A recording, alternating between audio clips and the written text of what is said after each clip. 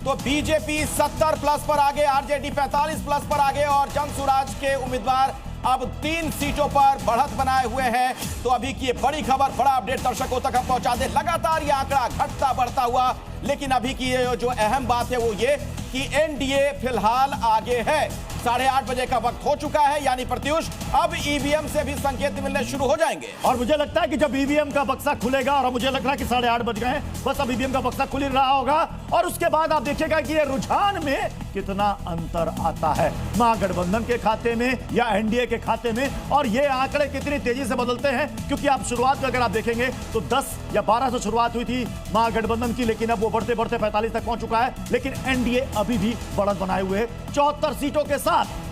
कड़वा से खबर आ गई है, शकील अहमद खान आगे चल रहे हैं, कांग्रेस के उम्मीदवार हैं। अभी का एक बड़ा अपडेट आपको दे दें, कड़वा से जानकारी मिल रही है कि शकील अहमद खान अब लीड बना रहे हैं कांग्रेस के उम्मीदवार। तो रुझानों के मुताबिक इस वक्त एनडीए बहुत आगे 74 सीटों पर, आरजेडी की बात की जाए तो 45 प्लस पर उनके उम्मीदवार आगे चल रहे हैं। तो बिहार में 124 सीटों के रुझान आ चुके हैं, एनडीए के उम्मीदवार 74 सीटों पर लीड बनाते हुए दिख रहे हैं। और अभी तक 126 सीटों के रुझान के मुताबिक बिहार में जादुई आंकड़ा सरकार बनाने के लिए 122 सीटों का।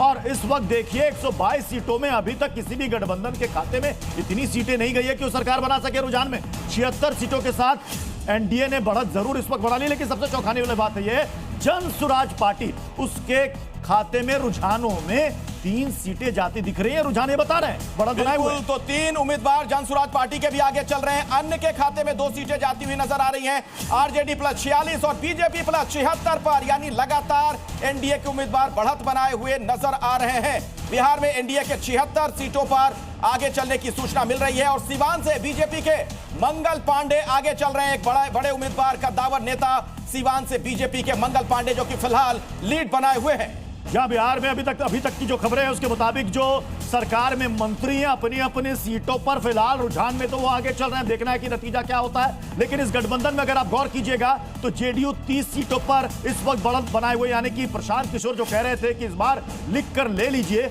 25 सीटों से नीचे चली जाएगी जेडीयू, लेकिन शुरुआती रुझानों में जेडीयू इस वक्त 30 सीटों पर बढ़त बना चुकी है। अखिलेश,